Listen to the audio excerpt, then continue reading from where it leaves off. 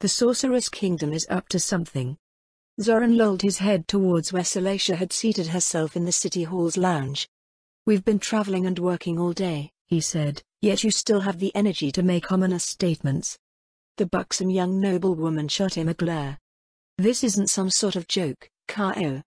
Then rather than say something like that, Zoran said, you should supply us with something substantial. Honestly, he was at a point past caring. The administration was so busy making sure that the province was put in order that he had no time for Salacia's moaning about the evils of the Sorceress Kingdom. My agents? Your agents? My agents have reported Wagner and Gonye meeting with the heads of Blighthold's merchant companies. Zoran turned his gaze back to the ceiling and closed his eyes. And then? They talked. And then? What do you mean, and then? He could hear Salacia's scowl through her voice. Despite holding titles, those women are merchants. Who knows what underhanded plots and schemes they're hatching. You can't stir up suspicion in a court just because someone went and talked to someone else, Zoran told her. I can't? Well, you can, but this is a waste of energy. Which we have none of. Salacia's sigh filled the air. The tapping of her heels drew closer. The light scent of her flowery perfume tickled his nose as she sat beside him. You should speak with Wagner, she said. Huh? You're getting along well with her, aren't you? Salacia said, go and find out what they're doing. Zoran opened his eyes a crack, peering at the noblewoman beside him. Nobles, by nature, used others, but he wasn't so sure it could be done in such a brazen way. This is not worth risking a connection over, he told her. Why not tell your agents to go and see what the merchant companies are doing? Who says that I haven't? Then why? Because we need multiple sources of information to confirm what they're doing, Salacia said. Everyone needs to do their part, K.O. He lay back for a half-second more before raising his head and rising to his feet. Whether he cooperated with Salacia or not, he would have no peace being in the same room as her. He fixed his shirt and sash before leaving the lounge and making his way through the foyer of the Blighthold City Hall. A voice called out to him on the way to the exit. K.O., where are you going? Zulu, Zoran replied. You understand that a marshal is not supposed to be guarding the doors, yes? The captains from Haifat took care of nearly everything before we arrived, Amod replied. There's not much for me to do aside from inspecting the security. That's not your job, either. Not unless it's some official event. The man was utterly restless since he had been appointed to marshal. His new position spared him from what Zoran and the rest of the court were burdened with, and, like Salacia, he had an unhealthy amount of energy. So, where are you going? Amod asked. Out, Zoran answered. Our dear Sorul is at it again, so anywhere is better than here. Maybe I'll go and watch the sunset. He threw his mantle over his shoulders before pushing open one of the doors. Halfway down the stairs, his steps slowed. Ah, right. There are no carriages to hire. The city and its province had been eaten clean of livestock, and the only draft animals around were the horses they had brought with them from the royal stables in Orakalon. No carriages, no attendants. Not on militia duty. Though it was probably a silly thing to get excited over, a sense of adventure filled him. The only time a noble was alone for an extended period was when they were sleeping, and often not even then. It wasn't a very private life. The tread of his polished boots sounded over the pavement as he made his way under the magical street lamps. Bits and pieces of the city's welcome still littered the streets, leaving a lingering air of celebration.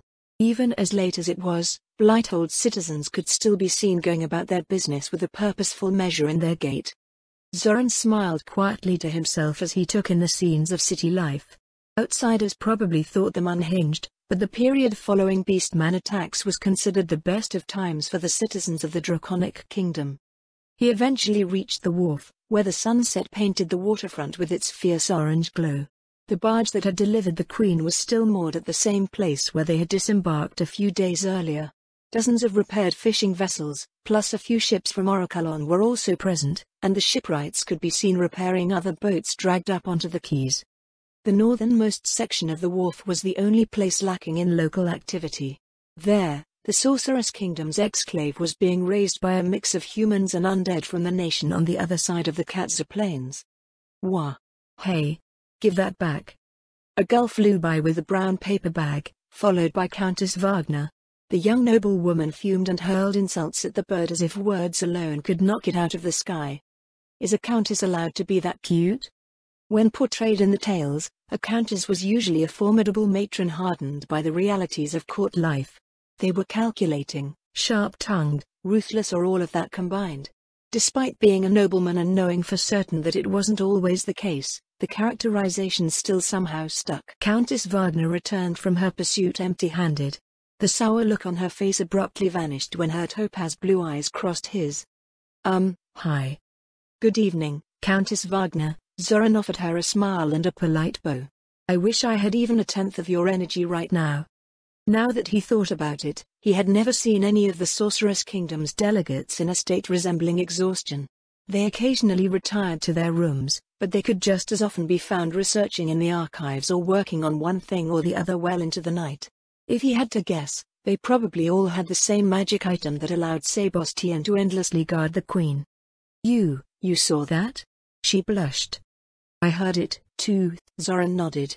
You northerners have some interesting expletives. I am in earnest about what I said, though. We've been so busy that we're running on 2 or 3 hours of sleep. The carriages are filled with snoring as we go from village to village. Never mind a magic item, all of us would kill for a stamina potion these days. A stamina potion, huh, those are pretty limited. The Adventurer Guild monopolizes most of them back home. A shame, Zoran said, with all of our veteran alchemists gone, we have no source of them here. Well, enough about my own woes, how are things going with your new exclave? Zoran turned and offered her an arm. They took their time strolling back to the northern part of the wharf. We've prioritized delivering necessities to Blighthold, Lady Wagner said. So the temporary infrastructure is still up. And for that, you have our thanks. The sheer volume of goods that you've been able to deliver is nothing short of a miracle in itself. Have the merchants or any of the citizenry been giving you any trouble? Not really, no. A steel barge is significantly less intimidating than Ruin's Wake. As for the merchants, the guild received its first commodity report from Erantal since the occupation. It was pretty eye-opening for them. Was that what it was all about? I heard something about the merchant companies gathering today. A few of the more suspicious in the court asserted that some foul scheme was afoot. Lady Wagner let out a laugh. Foul scheme, eh? I suppose that means you're still cold to our proposals. I can see both the benefits and detriments in them, Zoran replied. But yes, the directives of the court remain as they are. Does that mean you presented the merchants with some proposals, as well?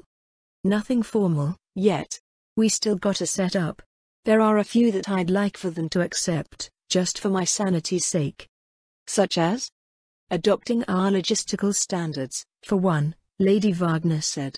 It's a colossal headache and a waste of time switching between them.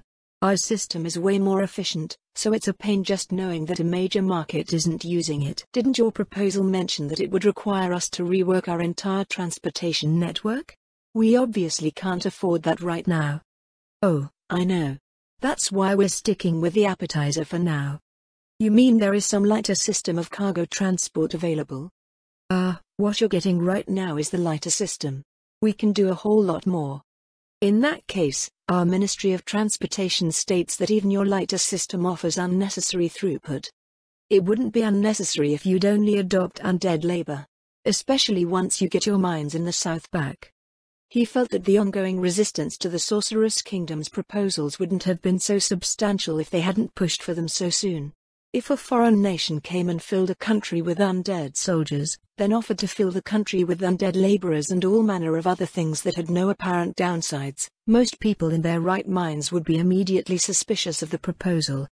Zoran didn't feel that the Sorceress Kingdom's delegation meant any ill by it, but over 2/3 of the royal court had been put off by their hasty advances. Many wonder why you're in such a hurry to implement so many solutions, Zoran said. Maybe because we want to see you prosper? The world isn't just filled with people plotting your demise. Countess Corlin's entirely serious about everything she's proposed. If someone came to you with all manner of wondrous and unheard of solutions to your problems, Zoran asked, would you not be suspicious? If a good deal like this came my way, Lady Wagner answered, I'd take it and run. A light laugh escaped his lips. Her answer summed up the difference in attitude between Countess Corlin's delegation and the Draconic Kingdom's royal court. Take it and run was something that merchants did. Because they could. They could also cut their losses if things didn't work out. The nobles of the Draconic Kingdom could do neither, and errors in management were punished severely by their beastman neighbors. To them, the best way was the safe and stable way. Anything too far removed from tried and true was an untenable risk. He supposed that the beastmen would no longer be a threat if they kept the Sorceress Kingdom's security forces, but even that was a risk in itself. A country that depended entirely on another was bound to pay for it at some point, and the harsh lesson that they had just recently experienced courtesy of the theocracy only reinforced that notion. "Well, enough about work," he said. "Let us speak of other things, yes? Baroness Zaradnik literally dropped in on us today and informed us of Felice's liberation. That's where your house is from, isn't it?" "Just so," he smiled, and then the smile slipped off his lips. "Actually, this may not be such a pleasing topic. I was tempted to ask Lady Zaradnik about the city, but I feared her answer." They stopped in front of the exclave entrance. Lady Wagner released his arm. "That happened to us too." She turned to face him. "We didn't know what happened to our families after the battle last winter. All we knew was that Riastais lost. The people that fled the battle just kept running." Did they use the same undead that you're using to fight in the Draconic Kingdom now?" "I don't know. Maybe they were there. But the result was the result and we had to follow through with it." Zoran nodded. A noble was not their own individual. They were members of a house, and that house was bound to a title and a greater establishment. No matter where that title went, it was their duty to go with it. That was the ideal, at any rate. "Does that mean you resent the Sorceress Kingdom in some way?" "No, not really. It just happened out of nowhere, like some sort of natural disaster. How could you get mad at that? What I do wish is that my family was still here. Especially my father. He could have brought our house way further than I did in the same time. I wish he could be here to see all the dreams that we inherited over so many generations come to life." A heavy sensation filled his chest, and he felt a heel for acting as if the people of the Draconic Kingdom were the only ones that had ever experienced loss. That feeling grew worse as she looked up at him, her topaz gaze turned to hard glass. She was weeping without shedding tears, a uniquely noble thing. "Maybe that's part of the reason why we're going all out like this," she told him. "Everything we've seen and done, it's not bad, it's good. We want others to have it too. It's not just security, but also prosperity and progress, and that sort of thing only grows when it's shared with others. Rather than desperately trying to survive, you'll become part of something greater than any single one of our countries." "You mean we'll become members of the Sorceress Kingdom's hegemony?" "It's more than that," Lady Wagner said. "Well, maybe not. Hell, I've never been part of a hegemony before. All I know is that it's so much better than what we had and that I wouldn't have been able to even dream of it in the past. It's the way to a better world that no one's been able to achieve yet." Zoran swallowed as the passion in her voice rose. What part of it was frustration over the obstacles that she faced? What part of it was genuine? What part of it was an act to sway his sentiment in the Sorceress Kingdom's favor? Regardless of what it was, he could still feel her force of personality pulling on him like a brisk river current. "Would a little bit of time cost her so much?" he asked. "A year or 2 or even 10? Dominant powers such as yours do not fade away so quickly, I think. Change is not something that must come all at once, and changing too quickly can cause much to be lost." Lady Wagner looked black down again, stitching her fingers in front of her waist. "I'm sorry," she said. "You wanted to get away from work and I brought you right back into it. Maybe I need a hobby." "You don't have any at all?" "I do." The corner of her lips turned up in a self-deprecating smile, "but they're all related to work. Trade, technology, development, it's all become integral to what I do." "Well, that's not necessarily a bad thing," Zoran told her. "I've heard it said that noble women in the north are somewhat boring. They are bred to be bred, so to speak. Their education, interests and expectations all revolve around maintaining the social fabric, securing alliances, and producing the next generation of nobles." As much as I'd like to say that isn't the case, you're mostly right. Are you saying that it's not like that here? Half of Her Majesty's court would not be women if that was so, Zoran smirked. There are, Of course, the realities that come with being a woman and that does influence one's direction in life, but things are not as stifling here as I believe it is in the north. And what do you think about that? Lady Wagner asked. Would you rather have it your way, or ours?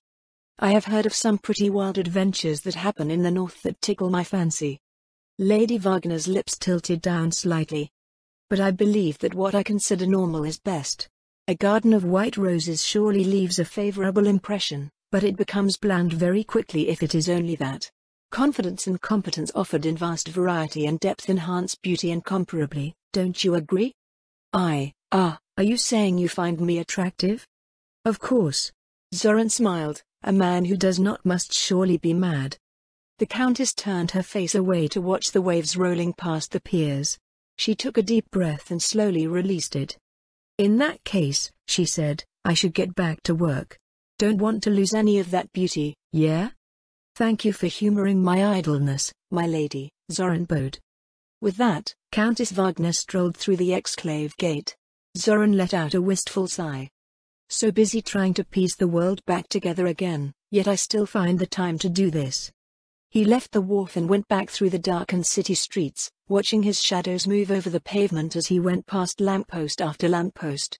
Upon returning to the city hall, he found Amod and Salacia standing outside the door. The Minister of the Interior detached herself from the marshal's arm as Zoran came up the stairs. What did you find out? Salacia asked. Zoran looked over his shoulder, wondering if he could catch a glimpse of Salacia's agents. I didn't go to satisfy your paranoia, he told her. But you did go, yes? Salacia replied, I won't believe for a moment that you would miss an opportunity to dig up what you could. Information is beginning to flow through the Merchant Guild network, Zoran said.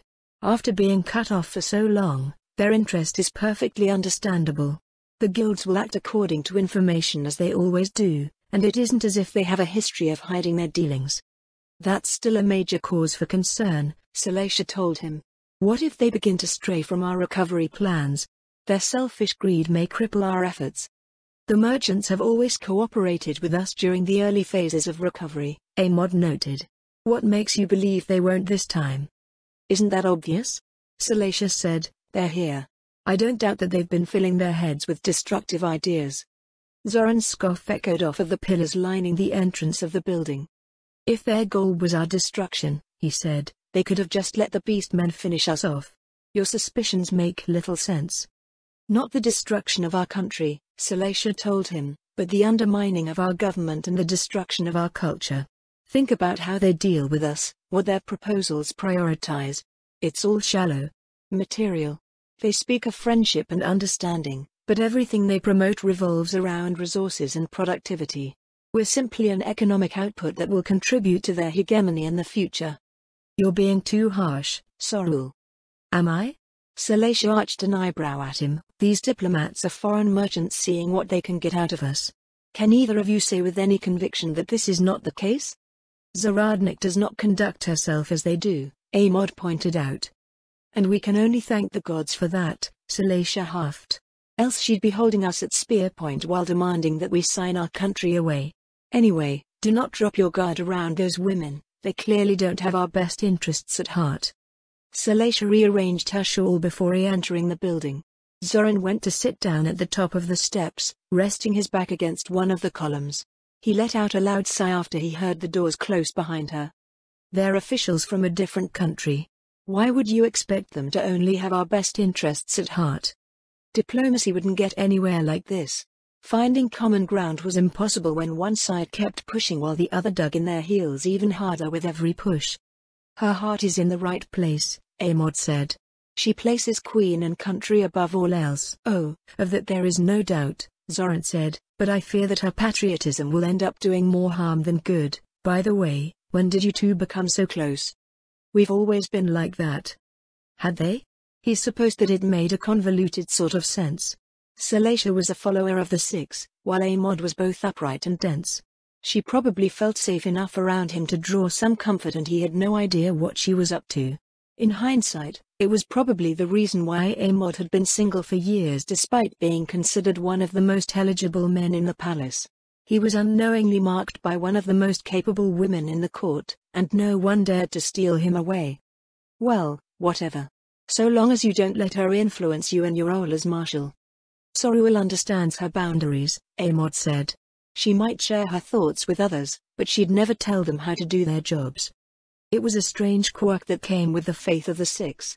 They tended to have a strict, compartmentalized view of the world, and they considered micromanaging those in other vocations reprehensible. While it was true that society was divided along lines of class and vocation, followers of the Six took that notion to the extreme.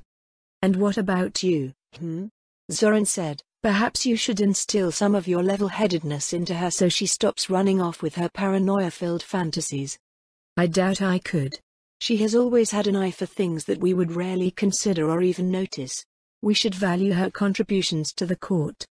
Whether we value her contributions or not is not what I'm concerned about.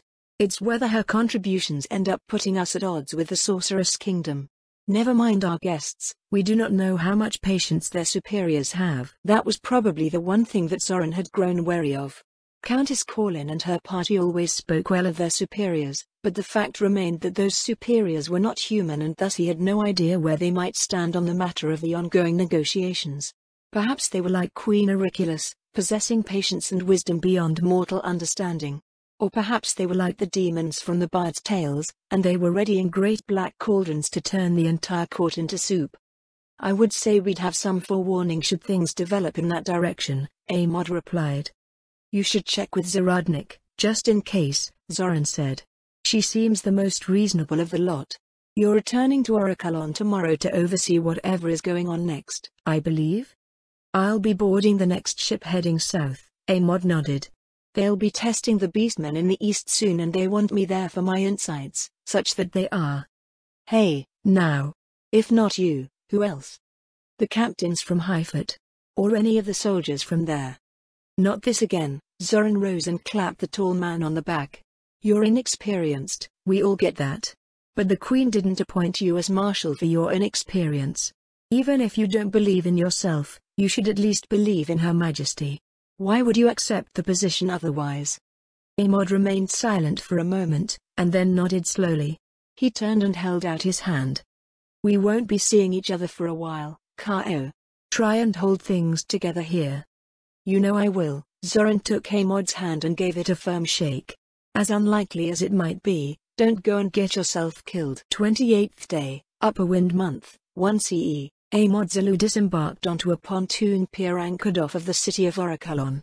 100 meters of water stood between the pier and the Sorceress Kingdom's future exclave, which had been cleared of every building.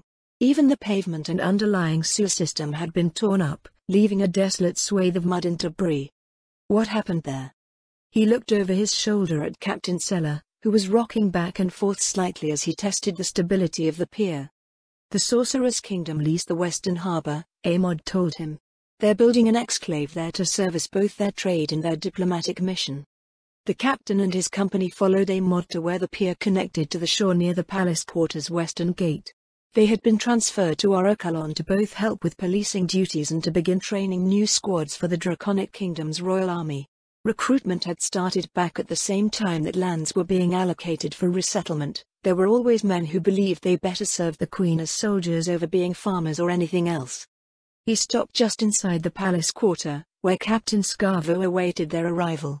Marshal Zulu, the captain offered a salute. Captain Scarvo, Amod returned the salute. This is Captain Seller and his company from Highfoot. I don't believe they've ever been to Orakalon. So these are the heroes of Highfoot, eh? A few of them, Captain Seller replied. Will be in your care, Captain Scarvo. Glad to have you. You've all become a bit famous around here, so I'm sure you'll enjoy your stay. Just have a little mercy and leave a few girls for the rest of us, please. I don't know if we can accommodate you on that request. After a shared laugh, Captain Scarvo motioned for his men to lead the company to their lodgings in the city's barracks. Captain Seller turned to address Amod. We'll probably need a bit to get everyone situated, Your Excellency, he said. The clerics, especially, they need to go into the city to report to their respective temples. When do you think you'll need us? I'll have to check with Zaradnik first, Amod replied. We have a lot to catch up on, so you'll probably at least have until the afternoon. The captain nodded and went on his way. Amod turned to walk up the street toward the palace. While the palace quarter had been long cleared of corpses, the estates and offices still hadn't seen any maintenance since the battle in the capital. The entire country being pillaged by the beastmen left everyone in dire financial straits, so the nobility couldn't even afford to hire the most basic of household staff. When the rainy season arrived, the untended gardens and estates would transform the district into a veritable jungle. He made his way into the palace and went to the western wing, fixing his outfit before approaching the war room door. Marshal Zulu, here to see Captain Zaradnik. One of the Death Knights at the door went into the room, reappearing a moment later with Lady Zaradnik's maid, Amelia Lutzi. There was no sign of her being self-conscious of the fact that she had considered unapologetically smashing him with her mace over suspicions of espionage less than 2 weeks previous. "Welcome, Your Excellency," the blonde-haired woman lowered her head respectfully. "This way, please." Within the main chamber of the stateroom-turned-war room, he found the Baroness with her 2 lieutenants and 2 apprentices. Several elder liches stood around the room, as usual, working at the main table or the desks along the walls. "Marshal Zulu," the Baroness greeted him with a salute. "How was your time in Blighthold?" "The garrison didn't leave me with much work to do," Amod returned her salute as he stepped up to the table. "It's still good to see how your army handles domestic security. Appearing before the soldiers can have a positive effect, as well. Does that apply to the undead?" Lady Zaradnik exchanged looks with the elder liches along the sides of the table. "Some of them claim that it does," she smiled slightly, "though it's not exactly the same as what the living experience. A commander's abilities are at their most effective when they develop a solid rapport with their subordinates. The undead are no exception to that rule." He couldn't imagine what establishing a rapport with the undead involved. His eyes went to the map on the table, which showed a broad front forming from north to south across the Orokalon Reach. A multitude of markers lay in their path, symbolizing the Beastman forces.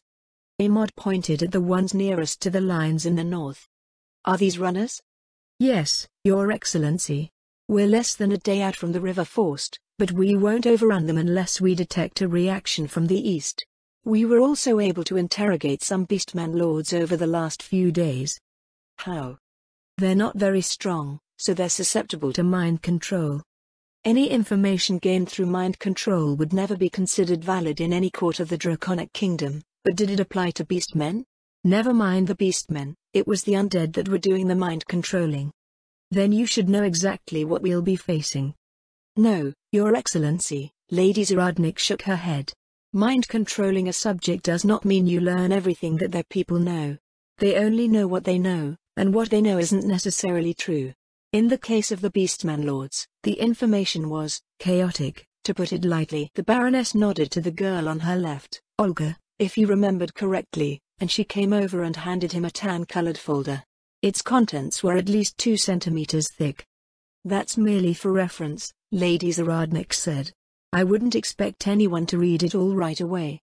If you do get around to it, however, you'll quickly see what I mean." She took a plotting rod and pointed it at Corin on the lake.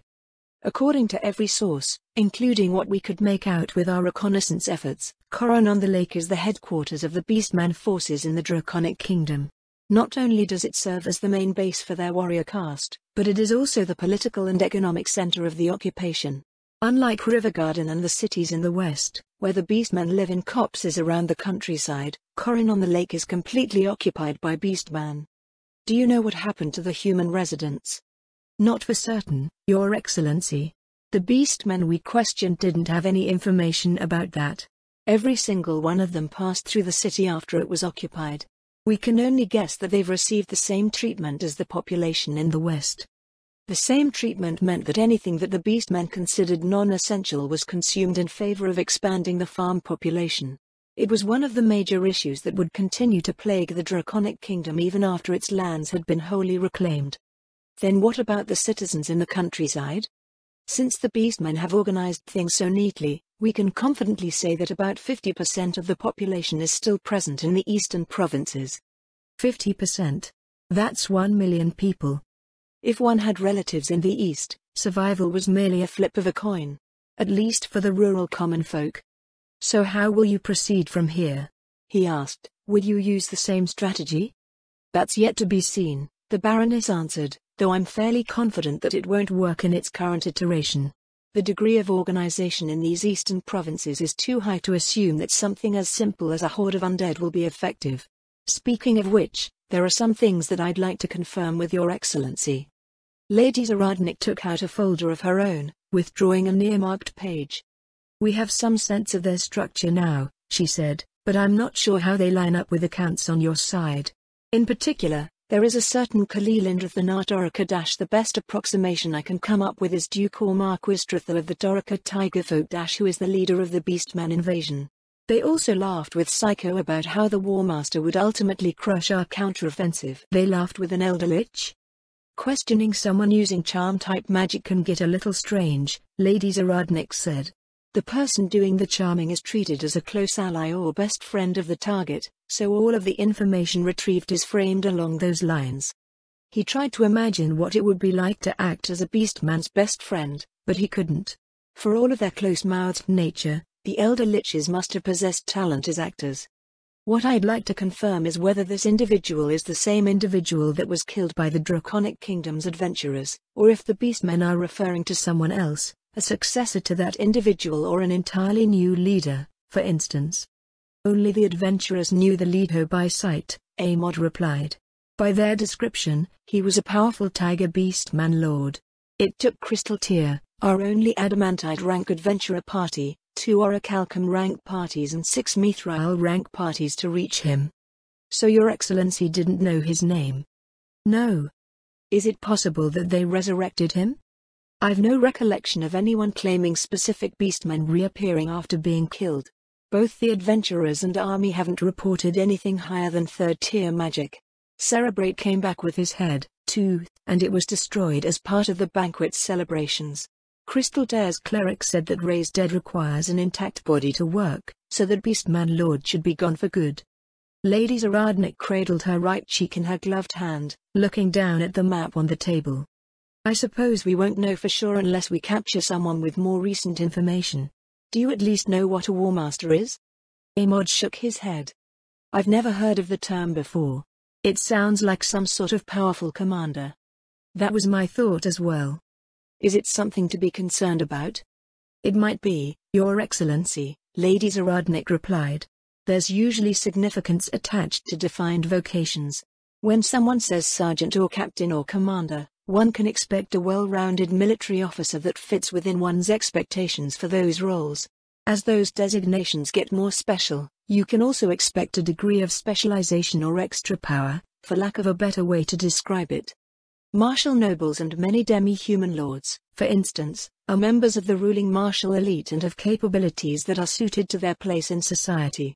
The dragoons of the Imperial Air Service are captain types who excel in high mobility shock operations. The list of these specialized vocations is theoretically infinite. So you're worried that a War Master may be as it sounds? Yes, but not in a direct confrontation. If they're a commander type, they're still limited by troop quality, and, while a captain can be individually powerful, they're still at their best when leading others. Unless these beastmen have been holding unprecedentedly powerful forces in reserve for whatever reason, the Royal Army's Death Series squads will still be able to push them out of the Draconic Kingdom. The question is what it might cost us. Before the Queen left for Blighthold, Baroness Zaradnik had gone through a preliminary list of concerns for the remainder of their campaign. The first was that they might need to act more forcefully, which might result in undesirable collateral damage to the people and their holdings. Secondly, was a logistical problem, where the offensive would disrupt the order that the beastmen had established in the east, resulting in beastmen going hungry and citizens getting eaten. If they were dealing with some sort of powerful beastman warlord, he could only imagine what sort of savagery would ensue. Is there a way to preempt anything they might try somehow? Amod asked. It's something you've been doing all this time. What I can do depends on their behavior, Your Excellency. The Baroness plotting rod went to indicate a large town 20 kilometers north of Rivergarden. Our first probing attack will be here. If they destroy the undead, we'll send a second probing attack against Rivergarden itself. Otherwise, we'll add that second attack to the first and see how far they can get. What will these probing attacks be composed of? We'll be using all available forces, minus the Death Series squads and their assembled cohorts. The Elder Liches commanding the vanguard have reported that their dominated forces have gotten tattered over time. They've expressed a desire to return to Katza and refresh their forces, so we'll use up what they have left before doing so. Is that safe? What if the beastmen launch a counteroffensive once the undead are spent? That would be to our benefit, the Baroness replied. The territory along the entire front has been completely depopulated, so there will be plenty of time to react. Any beastmen we kill, there will be that many few defenders in the east. How long will it take for the Elder Liches to return with fresh forces from Katza? Approximately a week.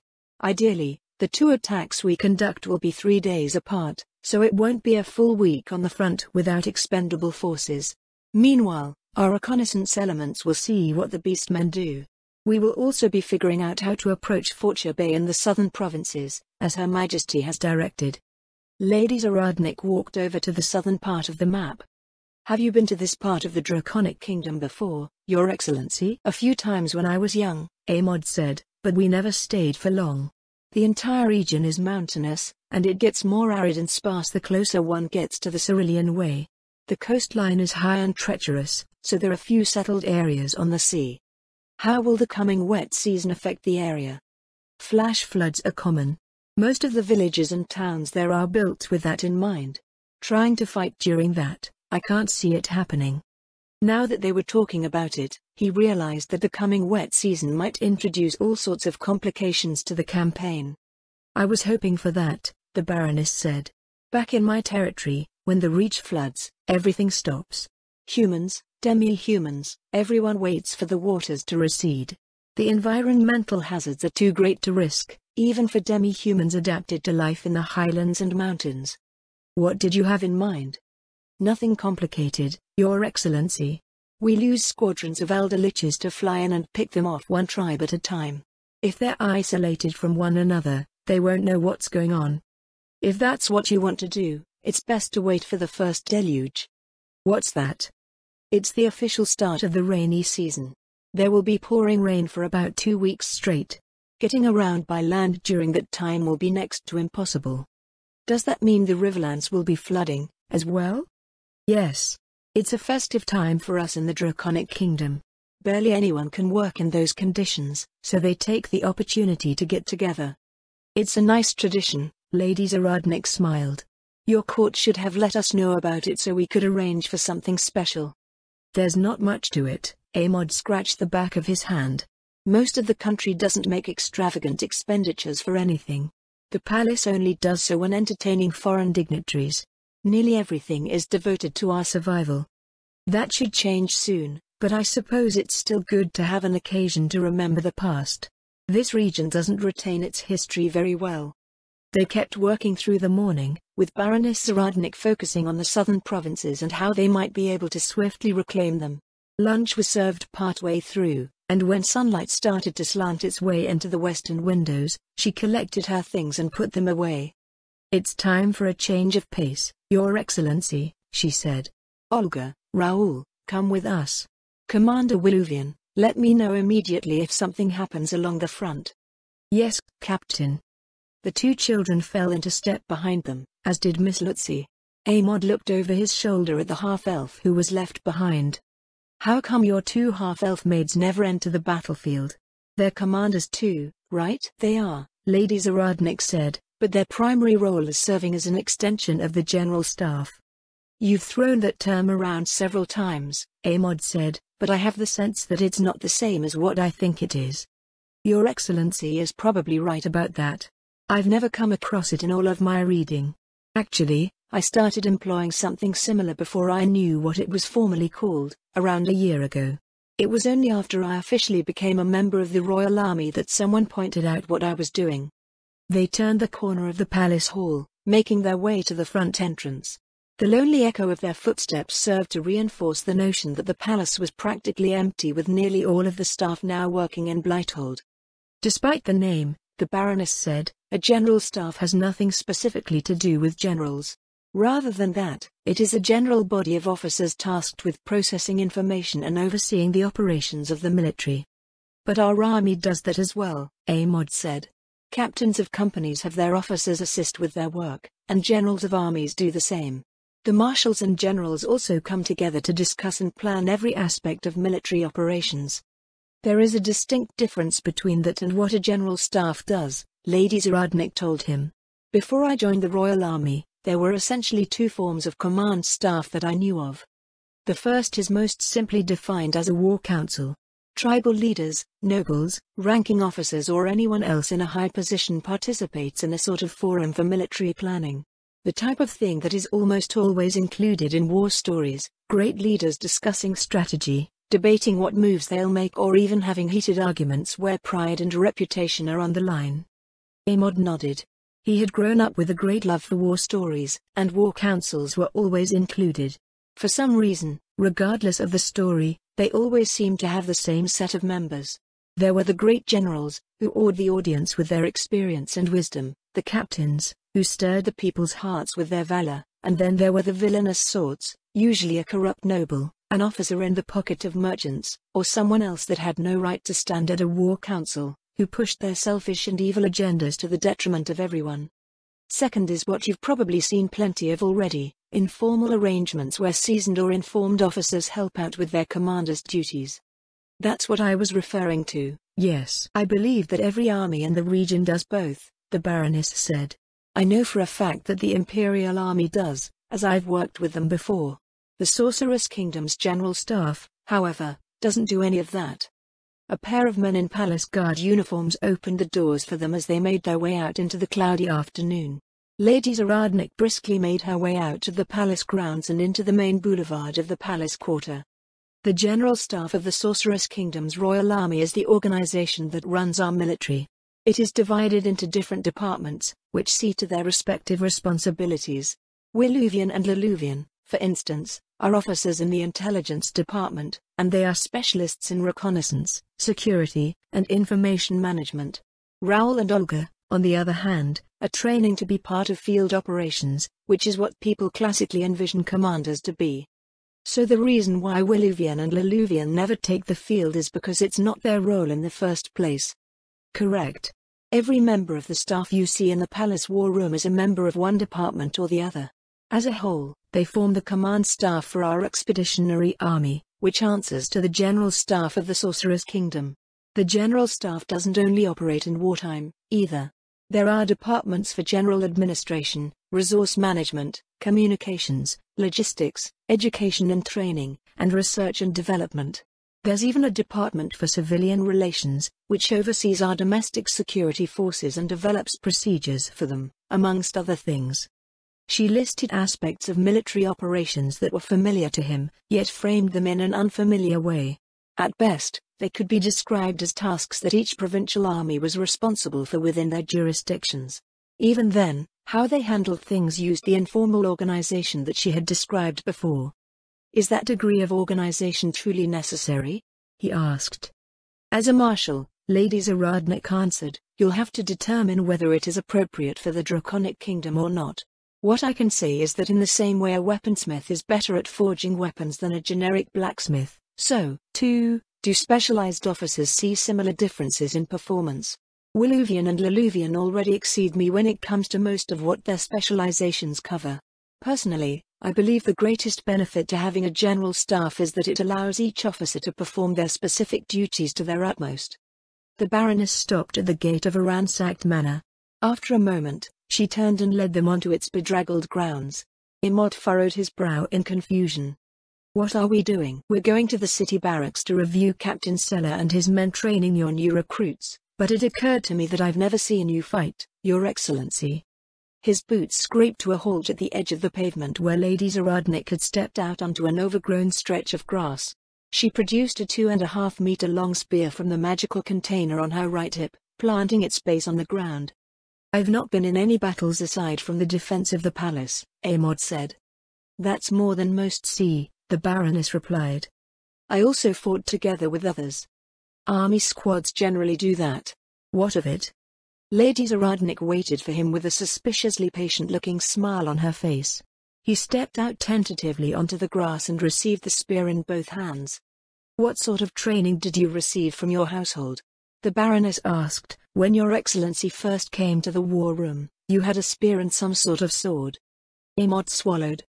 I didn't receive any formal training from my house, he finally managed. My Lord Father forbade it. Everything I know is from secretly watching soldiers drill and spar. At least until the siege of the capital. Everyone had to go through mandatory training, then, but it was hastily enacted. He forbade formal training. Lady Zaradnik frowned. Eastwatch is the main fortress guarding the Orakelon Reach, is it not? It is. His grip tightened on the spear. But, my Lord Father feared for my safety. I wanted to join the army, but he wouldn't allow it.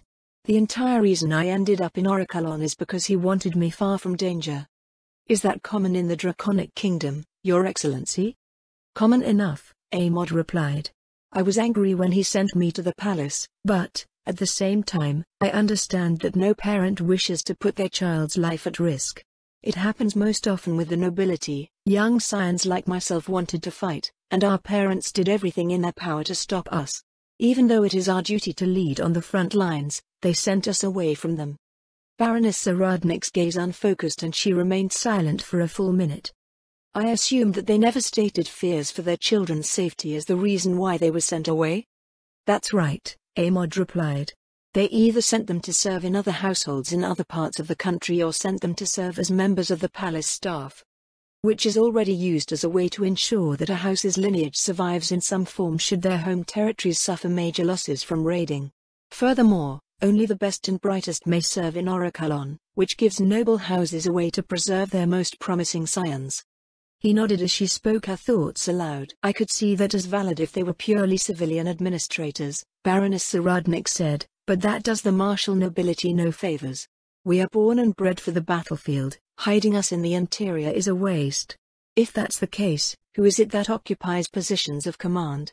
By Draconic Kingdom law, commanders, generals and marshals must be from the aristocracy.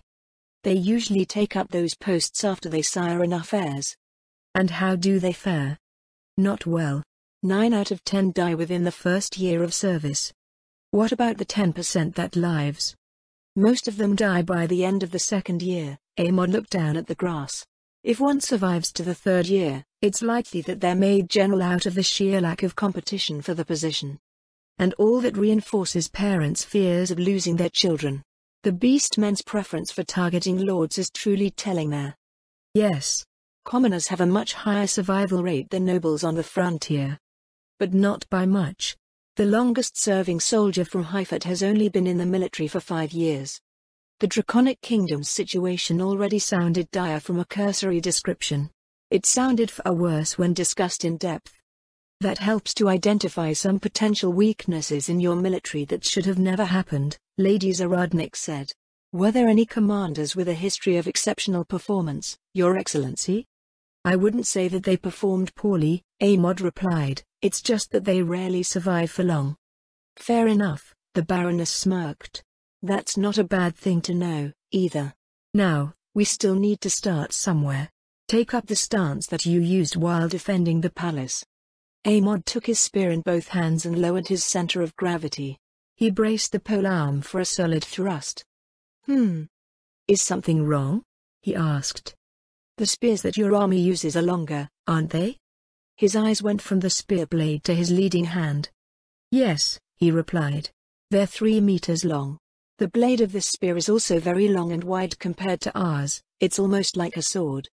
That would explain why your stance felt off. Go through a few drills, anyway. The only drill he knew was stab as hard as you can, damn it. It was more than a bit embarrassing doing just that with Lady Zaradnik watching so closely. After 10 thrusts, he stopped, his breathing slightly labored. What else did Captain Scarvo teach Your Excellency? That's all. It seems that his instruction is not far off from the army's. Is that bad? Rather than good or bad, Lady Zaradnik said, it tells me much about how your people fight. Although your military operations are entirely defensive, your approach to combat is offensive.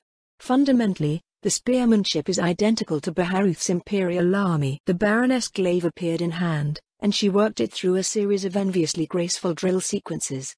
A good polearm barely needs any effort on the part of the wielder to damage a lightly armored target. Light attacks like these are more than enough to knock people out, sever arteries or even cut off limbs. The only time one needs to thrust as hard as you did is when fighting a heavily armored or tough opponent. She ended her drill with a solid thrust that split the grass several meters in front of her. In the case of the Imperial Army, they have several species of large demi-humans to deal with, plus they must contend with Rheastize's knights, who count as heavily armored targets. In the case of the Draconic Kingdom's Royal Army, you have to deal with physically superior beastmen. Beyond that, however, your two styles have diverged very close to the root. In a word, the Draconic Kingdom's school of spearmanship is suicidal. Suicidal? Amod looked down at his weapon. All combat schools employ a certain balance between offense and defense, Lady Zaradnik told him. My house's combat school is highly defensive. It was developed for skirmishing and flexible formation fighting. The Imperial School is highly offensive, seeking to eliminate threats to a rigid formation before too many casualties are taken and the formation breaks. The Draconic Kingdom's style is all offense. The only beings I know of that fight as the Draconic Kingdom's soldiers do are the undead. More precisely, the soldiers of the Draconic Kingdom are trained to be as offensively devastating as possible because death is nearly guaranteed anyway. He let out a sigh. Even a novice like himself understood what she said to be true. What else could we do? It's not a criticism, the Baroness said. On the contrary, Your Excellency, I believe that it was the optimal course of action in your circumstances. Many people might disagree with that assessment, but decisively achieving something on the battlefield is better than ineffectually struggling one's way into a useless death. Now that you're no longer in a life or death situation, however, you can afford to refine what you have. The Beastmen are still your only major opponent, after all. But first. Baroness Zaradnik looked to the side, where the three who had accompanied them were watching. Olga. Yes, Mom? Put His Excellency on the ground. Huh? The willowy girl darted forward with startling speed. Amod found himself launched through the air. He tumbled over the grass until coming to a stop against the roots of a rainfruit tree. What? Olga was tall for a girl of her age, but she was still probably only half of his weight. From the ground, he stared at her in utter confusion. Commanders are not frontline combatants, Lady Zaradnik said, but they still have the same raw power as an equally seasoned warrior. Captain types have that same raw power, and they far exceed commander types in martial skill. You, on the other hand, are little better than the average farmer in terms of raw power and martial skill. The mirror-like blade of Baroness Zaradnik's glaive appeared near his face. She tilted it slightly, holding his gaze through the reflection. Her Majesty requested that I take good care of Your Excellency. The Baroness' smile did not reach her eyes. And so I shall.